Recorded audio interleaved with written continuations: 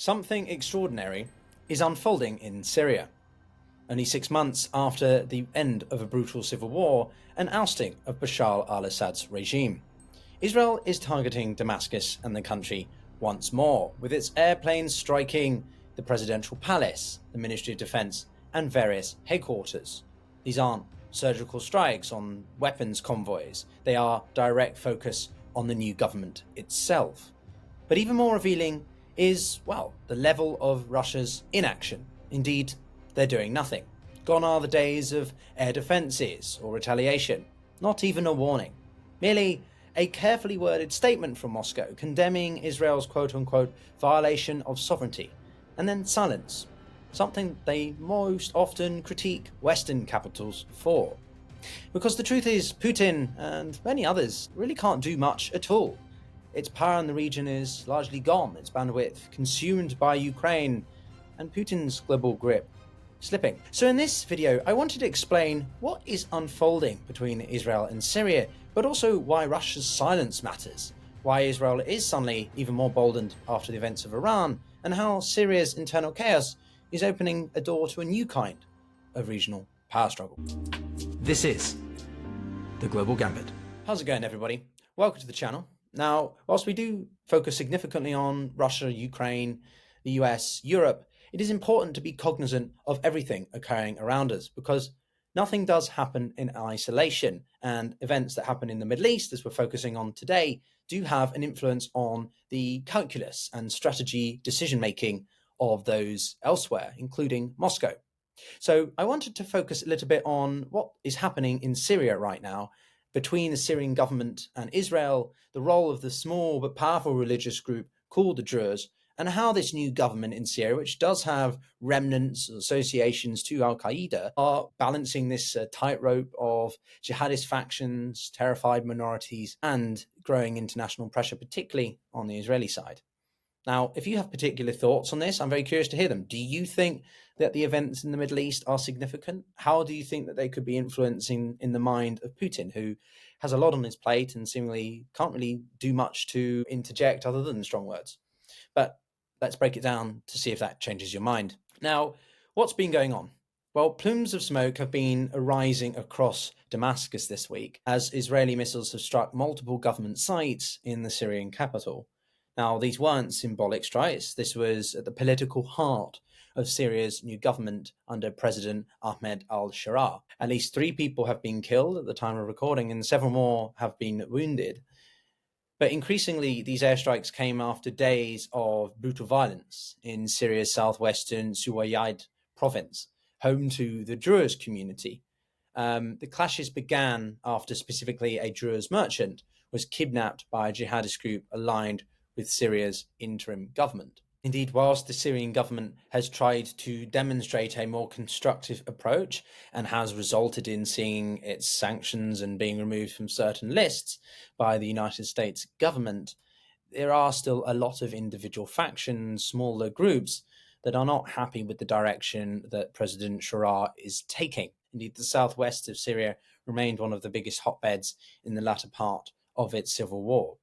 Over 169 people have since been killed and more than 200 injured, according to the Syrian Network for Human Rights. Israel claimed it launched strikes to stop the Syrian government's assault on the Druze and to force a so-called demilitarized zone around Suwayda, one it had declared unilaterally after the fall of Bashar al-Assad's regime. But in the eyes of some, in many, this wasn't about protecting a minority group. It was the justification to upscale their military operations, which they had first initiated in light of the fall of Bashar al-Assad, including expanding their control beyond the Golan Heights, which is recognized as occupied under international law. Now, for context, the Druze are an esoteric offshoot of Islam, spread across Syria, Lebanon, and Israel. There are only about 1 million of them, but their strategic importance in international relations far outweighs their numbers. In Israel, Druze communities serve in the military and are considered fiercely loyal to the Israeli state. So when violence breaks out in Suwayda, Druze in northern Israel didn't just protest, they crossed into Syria, broke through any border fences in their way and demanded that the Israeli government intervene more directly. And that pressure worked. The result? Effectively a full-blown Israeli strike, not just on the southwestern areas, but on Damascus itself. And this wasn't really, in the eyes of many, a humanitarian gesture. It was a geopolitical, opportunistic move. President Sharia, who is a former Sunni jihadist of al-Qaeda, has been trying to centralize that control by subduing minorities like the Druze and the Alawites, or at least bringing them on side. And if a sort of incentive doesn't work, then coercion is hoped to. His government views these communities basically as remnants of Assad's rule and potential threats to Sunni dominance, and more specifically, his leadership. So Ahmad al-Shah has been trying to turn Syria into a platform for regional Sunni supremacy. Keep in mind that it was a bedrock for support to Iran, and Iran's sort of bastion of Shia Islam means that this has obviously been undermined as well. His decision to send government troops into Suwayda, for example, despite local Druze leaders offering to capitulate, sparked outrage and triggered sectarian violence.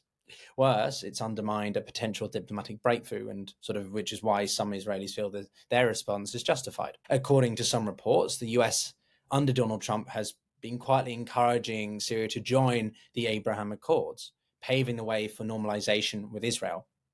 That deal would, of course, require Syria to freeze its claim to the Golan Heights, captured by Israel in 1967 and annexed fully in 1981. And for a while, it's been looking promising. We've seen relative stability in Syria since the December fall of Assad. And Sharia had reportedly tolerated Israel strikes on old Assad-era military infrastructure. That has occurred on an intermittent basis, aside from Israel's activity elsewhere in the Middle East, and was even coordinating southern troop movements with Israeli officers, trying to demonstrate a willingness to cooperate, work with, be constructive to avoid any heightened conflict as we're now seeing. But indeed, now that deal is dead. Netanyahu seems to believe that military force offers better short-term security and political dividends, keep in mind his own self-interests, than any peace deal. By looking strong on Syria, he can buy room more to negotiate, say, a ceasefire in Gaza, signal deterrence to Hezbollah as well, who still are a potent force despite being diminished, and shore up even more support at home. But as always, with Netanyahu, that's a dangerous gamble.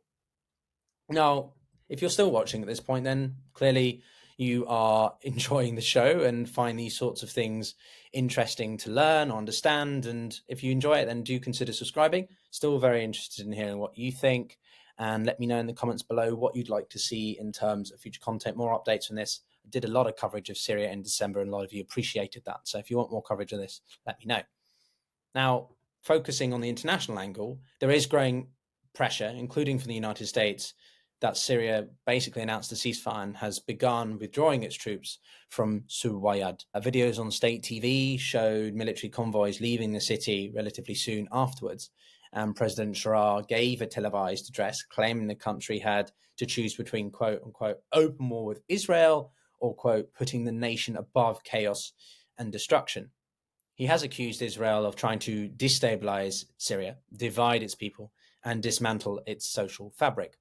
And the ceasefire agreement even established a monitoring committee, giving Druze community leaders local security control. So a great deal more of decentralization than we would have ever seen under some kind of Bashar al-Assad equivalent. But that truce is and may likely only be short-lived. As one Druze leader has agreed to a deal another, others have rejected it outright and have called for continued resistance. So clearly there's inconsistency amongst the Druze community about whether this is better in the short term or whether this is the opportunity to maximize gains and their own interests in the sort of broader context of Israel. The UN, for what it's worth, has warned of quote-unquote escalatory airstrikes and demanded an immediate halt to violations of Syrian sovereignty, both from Syria and Israel. Indeed, in the case of Russia, well, it's basically done nothing. Putin has his plate completely full, and as I reported in another video relatively recently, he's not doing anything in the context of Caucasus and Azerbaijan. And we are seeing a growing and quite bold defiance of middle powers, be them Turkey or in this case maybe Israel, to completely disregard what you would have thought a great power, a former great power, would say. Indeed, in the past, when Israel has wanted to conduct strikes in Syria, it's often had to get the green light or de facto sort of acknowledgement from Moscow that no response is going to be made, and that sort of Russia will turn a blind eye or pretend that it was something else that was occurring.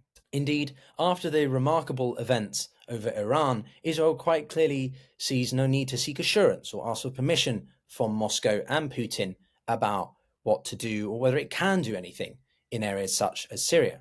They know very clearly that Russia is fully tied down in Ukraine and doesn't have the same ability to exert its influence across the Middle East. While it does hold, say, a couple of bases in the broader MENA or North African and Middle Eastern areas, if it's not going to come and do anything in response other than strongly worded statements in flare-ups like these, then it's not going to at any other time.